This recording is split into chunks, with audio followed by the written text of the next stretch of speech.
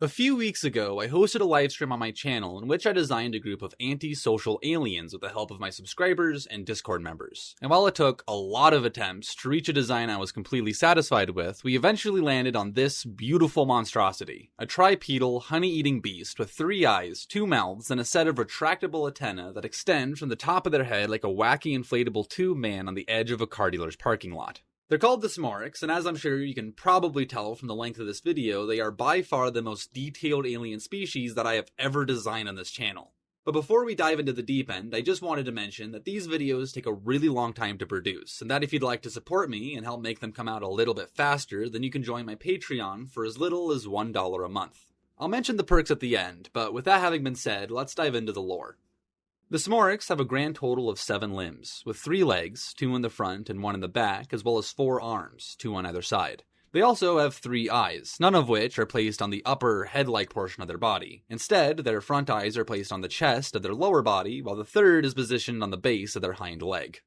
Now this may seem like an awkward arrangement, but it actually grants them a greater range of mobility, since they can run backwards in the event that they don't have time to turn around before trying to flee. It also, more obviously, makes it incredibly difficult for anything to sneak up on them, as well as giving them a full view of their entire body. Which is good, since their arms are way over here, and it'd be pretty difficult to make tools or build structures when you can't see your hands. Speaking of those hands, they appear, at first glance, to greatly resemble the claws of a crab. But upon closer inspection, you'll find their palms are entirely lined with hundreds of tiny, dexterous pseudopods, kinda like the feet of a starfish. But that's enough of the nitty-gritty. Let's finally answer the question that I presume is on most of your minds.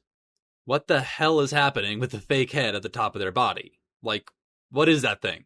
And why does it look like that?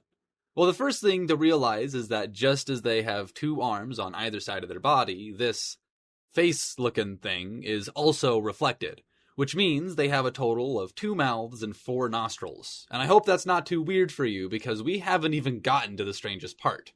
Basically, when this thing actually wants to smell something, especially something from a far distance, it must deploy this massive, frilly antenna thing called an olfactory wand that allows them to have a truly remarkable sense of smell. Additionally, if they'd like to speak to another person from afar, they can extend these other vocal wands, basically a hollow tube filled with tiny holes that they can fill with air to magnify their voice. But unlike their olfactory wands, which must be deployed in order for the Smorikks to smell almost at all, their vocal wands aren't entirely necessary for them to speak. It's just that, while retracted, their voices are slightly muffled and much quieter.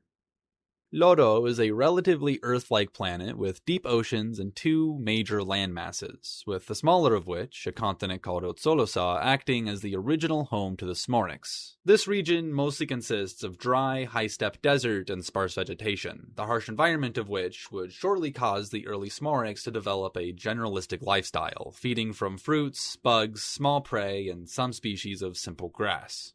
But it wasn't long before the humble canreed nest became their greatest source of food. These tiny, eusocial, termite-like creatures fill a similar niche to honeybees, even down to their production of a honey-like substance made from the pollen of flowers. But instead of living in relatively small wax-paper nests, the canreeds live in massive, tower-shaped mounds made from dirt, gravel, and sand, which is why I'd mostly compare them to termites rather than bees. Anyway, at this point in time, the Smorikks would simply crack the exterior walls of a given cannereed nest and feed on the bugs and honey that laid inside. And since these nests were incredibly tall, some of them reaching the height of a small building, it would have been practically impossible for a single Smorikk to eat an entire nest in less time than it took the cannereeds to repair it. Long story short, it was basically an infinite food glitch, and since they were the largest creatures that regularly fed from these hives, it was pretty easy for them to fend off any competition they may have otherwise had. And for the next few million years, this is how they sustained themselves, mostly on cannereeds and honey, but occasionally supplementing their diets with whatever else they might randomly get a hankering for. But over time, as their planet's ice caps began to grow and the tides began to fall, a land bridge was slowly formed between the 2 major land masses, and a continental interchange began to take place. This interchange obviously caused a lot of problems, but for the purposes of today, the biggest problem was the introduction of a new pollinator species that filled the exact same niche as Otsolosa's canreeds. This forced the 2 species to engage in niche partitioning, and ultimately resulted in the canreeds losing 2/3 of their previously available habitats. This not only made cannery mounds a much less common sight, but also made the nest that did exist significantly smaller, topping out around 12 feet at the absolute tallest. The ultimate result of all this was that the Smorikks' previous lifestyle was basically impossible to maintain, especially if they continued to destroy the nests they fed from. So instead of cracking into the cannery nest, they began tending to them, kind of like beekeepers, and extracting their honey in a more mutually beneficial kind of way. This growing agricultural instinct would eventually lead to their human-level intelligence, but since their nests were fairly uncommon and did not yield enough food to feed more than a single, fully grown Smorikk at once, the Smorikks that did claim a nest as their own would grow increasingly aggressive, antisocial, and territorial, to the point that if another Smorikk ever got too close, they would immediately kill them on sight. Many Smorikks were unsuccessful in finding a hive at all, and among this group, some of them grew desperate enough to resort to cannibalism. In fact, this happened so often that these cannibalistic Smorikks eventually branched off into their own distinctive subspecies called the Golas, which loosely translates to beast in the skin of a stranger. This heightened the natural paranoia of basal Smorikks, and some of their kin were now more of a threat than mere competition. They were predators. However, since this split occurred before the advent of sapience, the Golas of today are markedly less intelligent than their Smorikk contemporaries, only about as smart as a chimpanzee. Okay, so this part is kind of difficult to summarize, but I think the best place to begin is by answering the question of how these things reproduce. After all, if they can't stand to be around or even look at each other, then how do they... Well, simply enough, they do it externally, kind of like some species of fish here on Earth. How it works is that Smorikk A will go out into the desert and lay a clutch of unfertilized eggs. From there, they'll bury those eggs in the sand and mark them with a strong-smelling pheromone. A few days later, Smorikk B will smell this pheromone, dig up the eggs, and suck them back into his own body, where they'll be internally fertilized, grown into an entire baby, and after a few months, given a live birth. It's also worth mentioning that Smorikks do not have any distinct sexes. Every member of their species has both male and female reproductive organs, which is why the pronouns I'll be using for them throughout the course of this video are a little arbitrary. And technically speaking, they could reproduce asexually. But since this would cause some kind of super incest, they are naturally disgusted by any pheromone that smells too much like their own, which keeps them from absorbing their own eggs or the eggs of a close family member by mistake. And as I'm sure you've probably realized, this system would also mean that Smorikks are almost always raised by only one parent, since the parent that laid the eggs is never expected to interact with the parent that fertilized and gave birth to them. So without further ado, let's talk about the mechanics of raising a baby alien. Adolescent Smorikks are covered from head to toe in a full-body, light brown baby duck fuzz, the color, pattern, and texture of which can naturally calm the nerves of other Smorikks. They grow this fur while still in the womb and will continue to grow fresh coats for as long as they are fed with an adequate amount of honey. The idea behind this is that as soon as they have grown large enough that their birth nest can no longer produce enough food for both their mother and themselves to feed from, they will lose their baby coat and be driven off of the property, forced to fend for themselves in the desert. But this fuzz is not the only factor at play. During the course of a mother's pregnancy, their brain will begin to produce a parental hormone. This hormone makes them significantly less hostile towards other Smorikks, especially those with the coat of a child. But unlike the baby's duckling fuzz, this parental hormone has a hard temporal limit. After the first 10 to 12 years of their child's life, regardless of how much food is currently available to them, the mother's brain will always stop producing this parental hormone, and their child will subsequently be kicked out of the nest. Which brings us to the average life of the typical Smorikk. As a young adult recently pushed out of their mother's home, a Smorikk will spend some time wandering the desert until they eventually find an unoccupied cannery nest. This search could take weeks, months, or even years, and if they hadn't already lost their baby fuzz, they will almost certainly lose it now. But eventually they do find a cannery mound of their own and spend the rest of their life tending to its needs. They build a small hut beside their nest, plant flowers all around, dig canals and tunnels for irrigation, and store any excess honey inside of a collection of tightly woven baskets or clay pots where they can be stored for winter. Around the age of 22, as they reach sexual maturity, they'll go out into the desert and search for buried eggs, while at the same time burying eggs of their own for someone else to uncover. After a while, they'll finally find what they've been looking for and shortly ingest, fertilize, and later give birth to the once buried eggs, resulting in a clutch of 2 to 4 babies. A decade passes, and in that time, the elder Smorikk teaches her children everything she knows as she continues to tend to her farm. The children ask questions about how the world works, and their mother tries her best to answer them with a mix of her own experience and the half-remembered answers that she was given when she had asked the same questions to her mother all those years ago. But over time, as the parental hormones begin to fade and the baby's fur begins to shed, the elder Smorikk slowly grows increasingly agitated toward her young. She still loves and cares for them, but little by little, she just can't stand to be around them anymore. And eventually, she chases them out of her home. For the rest of her life, she will likely miss her lost children, but it's unlikely that this newfound loneliness will make her any less hostile toward the other Smorikks that get too close to her land. Alright, so if you're like most of the people that helped me create this species, then at this point you're probably thinking there isn't really much further we can go with this. That these aliens and their lifestyle are far too simplistic and solitary to ever progress much further than Stone Age farmers, and you would have normally been right. But so far we've only discussed the individuals that actually find a cannery nest. What about the countless Smorikks who, despite their many years of wandering, are never lucky enough to find one that's suitable to their needs? Well, these individuals have little other choice than to subside on less reliable sources of food, and just as the wandering Smorikks of the past were forced to resort to cannibalism just to stay alive, some of these homeless nomads would have to do something even more horrific. That's right, they'd have to politely interact with a member of their own species.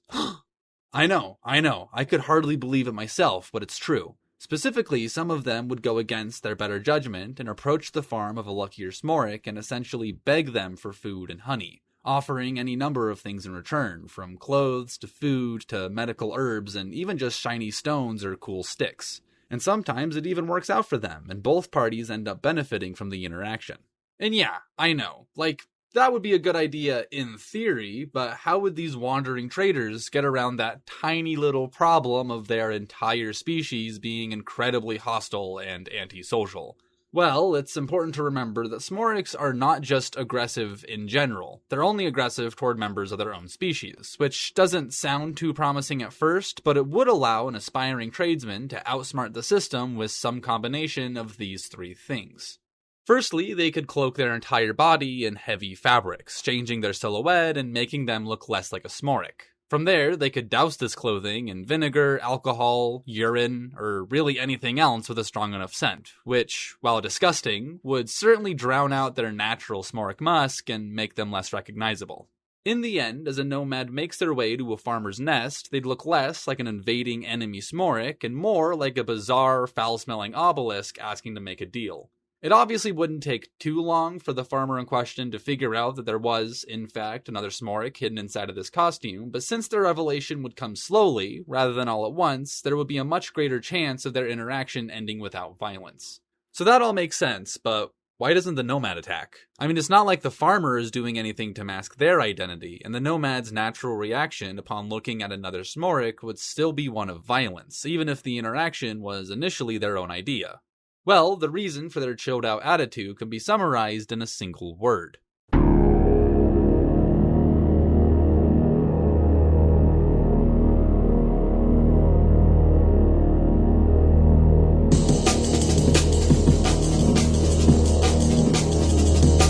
Smorikk is an unassuming desert plant that bears a passing resemblance to an earth potato. They're mildly poisonous, and since they've only been part of the local environment for as long as the continental land bridge, the Smorikks have yet to grow accustomed to its toxins.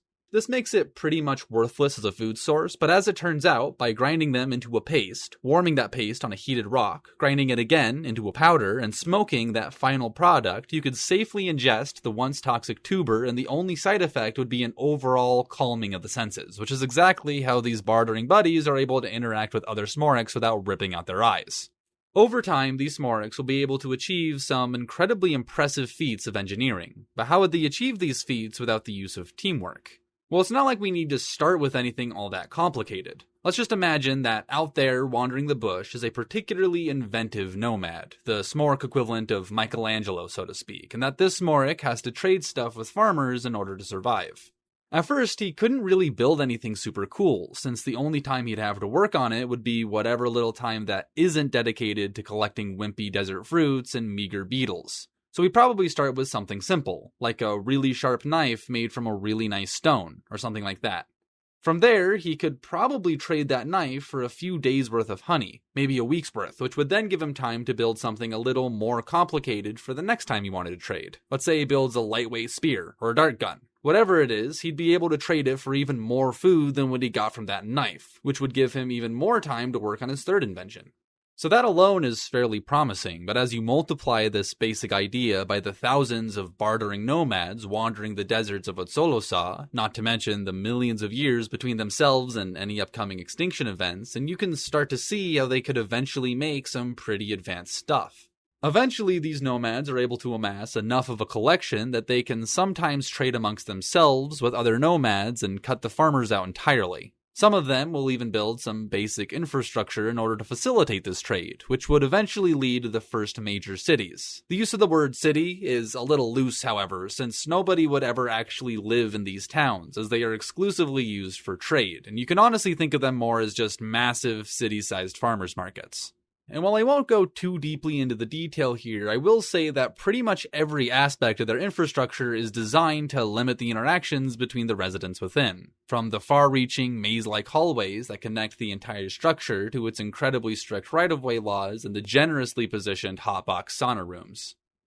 Alright, so some of you might be wondering how these Smorikk nomads are communicating with each other in the first place. After all, if the only people that these guys ever regularly speak to are the members of their immediate family, then you'd imagine their languages would be a lot more localized and isolated when compared to the languages of humanity, for example. And of course, you would be exactly right, but only with their spoken language. And before I can explain the methods of all that, I'll have to describe the Smorikk's domestication of a small, bird-like creature known as the kisa.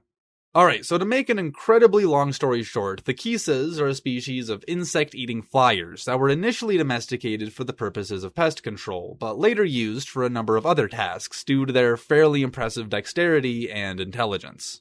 But in addition to these other traits, they are also an incredibly social sort, living in large crowds, engaging in group grooming, and leaving strange symbols carved in the trunks of trees designed to pass on information to other members of their species. Now, all these etchings are, in the literal sense of the word, a written language, complete with grammar, verbiage, and a number of different tenses. It is not a learned ability. It is instinctual, which means that every single kisa is born with the ability to read and write.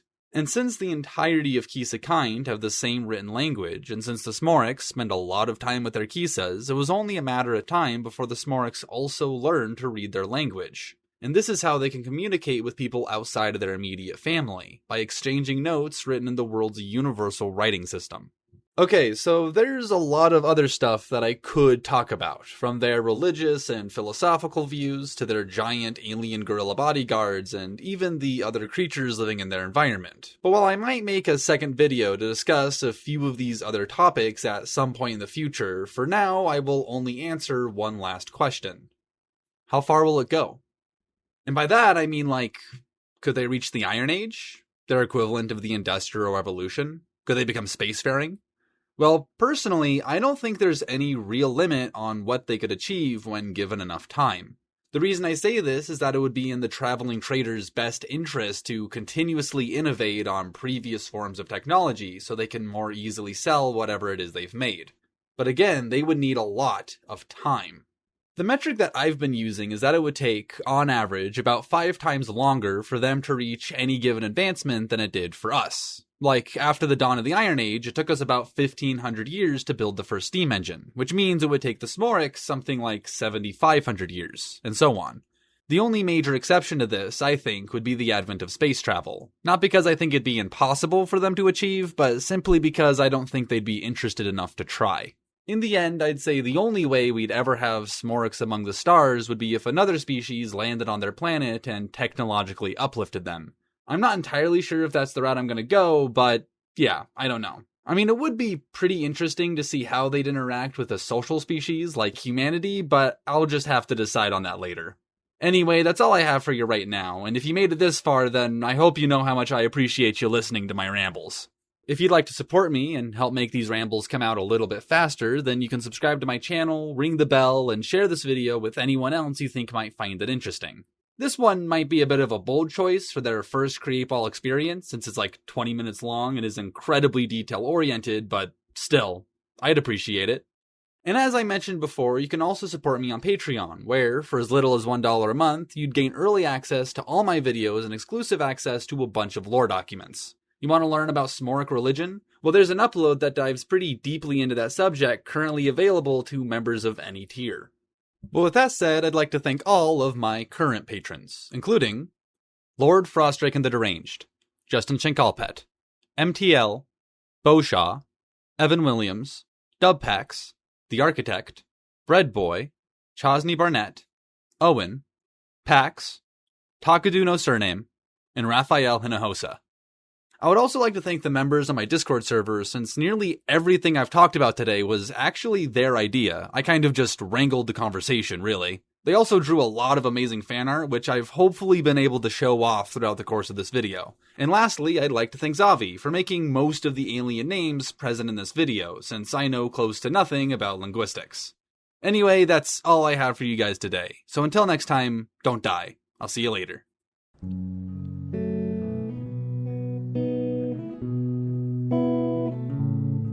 So I guess that it's true, time can heal even the worst of wounds, and the cliches I knew seemed so commonplace when I saw you. Let's just walk in the dark, hop the fence in the park, baby boy, honeybee, gotta love the way you look at me. And it's too hard to describe this in a way that feels honest, but even when I'm quiet, I love you, baby, I promise. And I hope I never see what your face looks like going. A face I swear that I could spend my whole life knowing. Here's to hoping. I just slapped myself in the face because I heard a bug fly past my ear. Whoops.